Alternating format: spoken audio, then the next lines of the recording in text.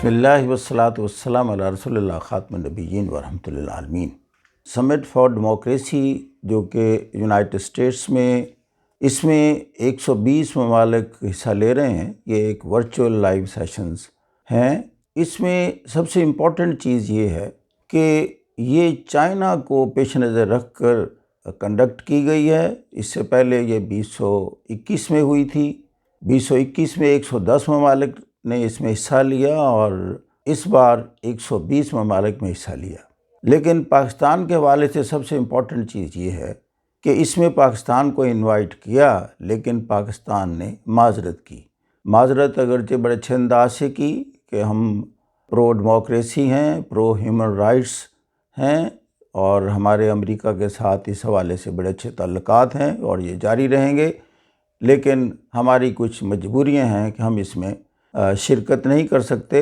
اور یہ اسی طرح کی کانفرنس جب 2021 میں ہوئی جس میں 110 ممالک نے حصہ لیا، آپ جانتے ہیں کہ اس وقت بھی ہم اس میں شریک نہیں ہو سکے، تو یہ چیز بڑی واضح ہے کہ ہم کیوں نہیں اس میں شریک ہوئے۔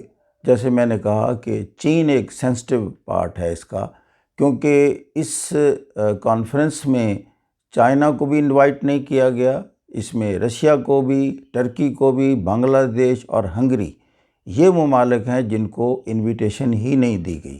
اس میں تائیوان کو انوائٹ کیا گیا، اور تائیوان آپ جانتے ہیں کہ ایک سینسٹیو پارٹ ہے چائنا کا، وہ اس کو اپنا باغی صوبہ قرار دیتا ہے اور اس کی اتنی سینسٹیوٹی ہے کہ جو اس کو انوائٹ کرتا ہے یا اسے ڈپلومیٹک ریلیشنز اسٹیبلش کرتا ہے یا اس کے لیے پرو انڈیپینڈنس کے حق کے لیے کچھ اپنا اظہار کرتا ہے، تو وہ گویا کہ چائنا کی دشمنی لینے کے مترادف ہے۔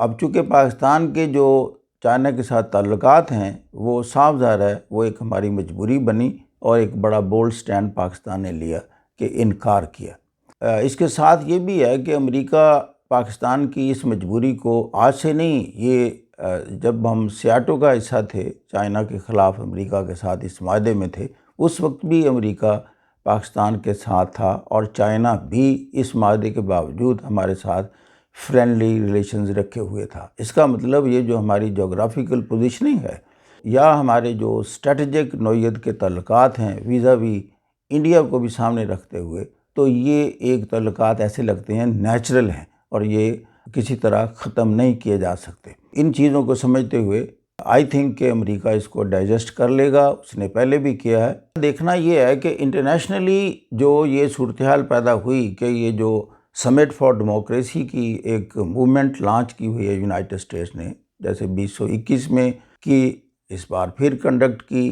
دیکھنا یہ ہے کہ انٹرنیشنلی امریکہ یہ محسوس کر رہا ہے کہ میرا جو انفلوئنس ہے اس کے لیے ایک بڑا چیلنج چائنا ثابت ہو رہا ہے۔ 2022 میں ایک سروے کرایا گیا امریکہ میں، یہ دیکھنے کے لیے دنیا میں لوگ کیا سمجھتے ہیں کہ امریکہ کا جو انفلوئنس ہے وہ بڑھ رہا ہے یا کم ہو رہا ہے انٹرنیشنلی۔ تو اس سروے کے مطابق 47% نے کہا کہ امریکہ کا جو انفلوئنس ہے دنیا میں وہ کم ہو رہا ہے، جبکہ 19% نے صرف کہا کہ امریکہ کا انفلوئنس وقت کے ساتھ بڑھ رہا ہے۔ لیکن اس کے ساتھ ساتھ جو سب سے اہم بات ہے وہ یہ کہ 66% لوگوں نے کہا کہ چائنا کا انفلوئنس بڑھ رہا ہے۔ اسی حوالے سے دو میں پوائنٹ پیش کروں گا جس سے یہ ظاہر ہوتا ہے کہ چائنا کا انفلوئنس بڑھ رہا ہے۔ ایک تو یہ ہے کہ ریسنٹلی چائنا نے بھی ایک کانفرنس کنڈکٹ کی جس کا نام تھا انٹرنیشنل فورم آن ڈیموکریسی۔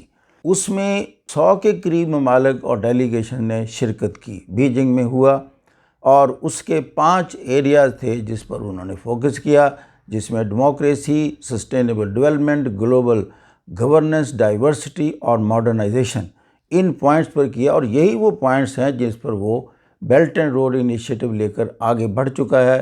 2013 میں موجودہ پریمیئر شی جن پنگ کی ایک انیشیٹو کے طور پر، تو آپ دیکھ رہے ہیں کہ 100 سے زیادہ ممالک اس سے ایسوسیٹ ہو چکے ہیں اور وہ دنیا کے سارے امپورٹنٹ کانٹیننٹس میں، یا یوں کہہ لیں کہ 4 بڑے کانٹیننٹ میں اس کا عمل دخل ہے، جس میں سب سے زیادہ ایشیا، دوسرے نمبر پر افریقہ، تیسرے پر یورپ اور چوتھے پر لیٹن امریکہ، اور اس کے 6 کوریڈور ہیں اور جو کہ ایشیا اور یورپ کو کنیکٹ کیے ہوئے ہیں، اور سو مچ سو کہ اس کا arch enemy India that is also part of the BRI۔ اس کے ساتھ جو اس کو امپیٹس ملا ہے یا وقتی طور پر یہ حالات کچھ اس طرح ہوئے ہیں، وہ یہ ہے کہ چائنا کا انفلوئنس ہم نے دیکھا کہ مڈل ایسٹ جو کہ اب تک امریکہ کے انفلوئنس میں سمجھا جاتا تھا، اس کے majority of the Arab countries وہ ایک ایک کر کے چائنا کے ایمبٹ میں داخل ہو رہے ہیں۔ اس کا سب سے بڑا تو ایک سیٹ بیک جو امریکہ کو پہنچا وہ سعودی عربیہ کا پہنچا۔ ان کی جو دشمنی تھی ایران اور سعودی عربیہ کی، اس سے پھر بینیفٹ اٹھایا ویسٹرن کنٹریز نے انکلوڈنگ یو ایس اے، اور انہوں نے اپنے جو ویپنری کو بھی کافی فروخت کیا۔ ان کی پراکسی وار جو ہوتی رہی ہے مڈل ایسٹ میں، سیریا میں ہوئی، یمن میں ہوئی۔ اب چین نے بیچ میں داخل ہو کر یعنی ایز اے میڈیٹر رول ادا کیا۔ یہ ایک انٹرنیشنل فورم پر بہت بڑا انیشیٹو ہے۔ ایک پولیٹیکل ایرینا میں ہم جب دیکھ رہے ہیں چائنا کا فرسٹ ٹائم کہ اس نے یہ دو بڑے جو آرچ اینیمی تھے ان کو ایک دوسرے کے قریب کیا، ڈپلومیٹک ریلیشنز ان کے سٹارٹ کیے اور ان میں جو دشمنی ہے اس کو ختم کیا۔ اب اگر ایسے ہو جاتا ہے تو آپ دیکھ رہے ہیں کہ ایران آلریڈی چائنا کے ساتھ بہت بڑے پروجیکٹ $400 بلین کے پیکج میں اس کے ساتھ ہے، انویسٹمنٹ اور ٹریڈ کا پیکج ہے۔ اور پھر آپ نے دیکھیں چائنا کی جو پالیسی، اکنامک پالیسی ہے اور اس کی ٹیکنالوجیکل ایڈوانسمنٹ کے لیے وہ کسی بھی ملک کے ساتھ تعاون کرنے کا جو اس کا سٹائل ہے وہ دنیا کو حیران کیے ہوئے ہے۔ میں یہ بات اس لیے کی ہے کہ آپ جانتے ہیں کہ اسرائیل کے ساتھ بھی چائنا کے بڑے اچھے تعلقات ہیں۔ اسرائیل چائنیز کنزیومر گڈز کا بہت بڑا امپورٹر ہے اور جو اسرائیلی ٹیکنالوجی ہے اس سے چائنا فائدہ اٹھا رہا ہے۔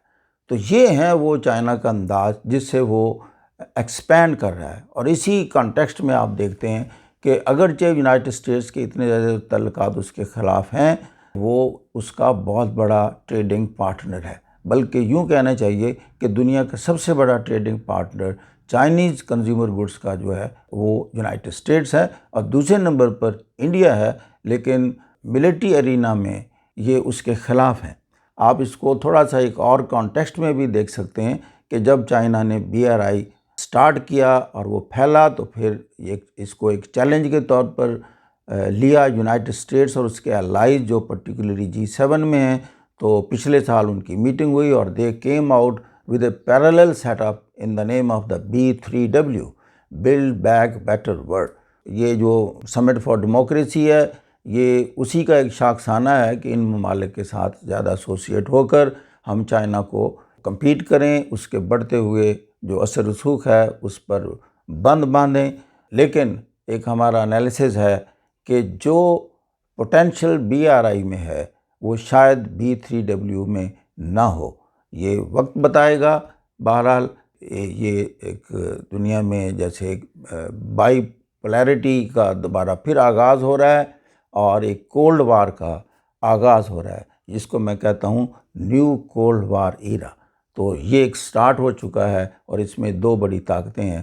رشیا اگرچہ ملیٹریلی تو کافی بڑی پاور رکھتا ہے لیکن اکنامکلی وہ ایک بہت چھوٹی پاور ہے، لیکن چائنا کے ساتھ مل کر وہ ایک بڑی ایک گروپنگ جو ہے جس کی اوفینسو کیپیبلٹی اور ڈیفینسو کیپیبلٹی سگنیفیکنٹ لیول پر چلی جاتی ہے۔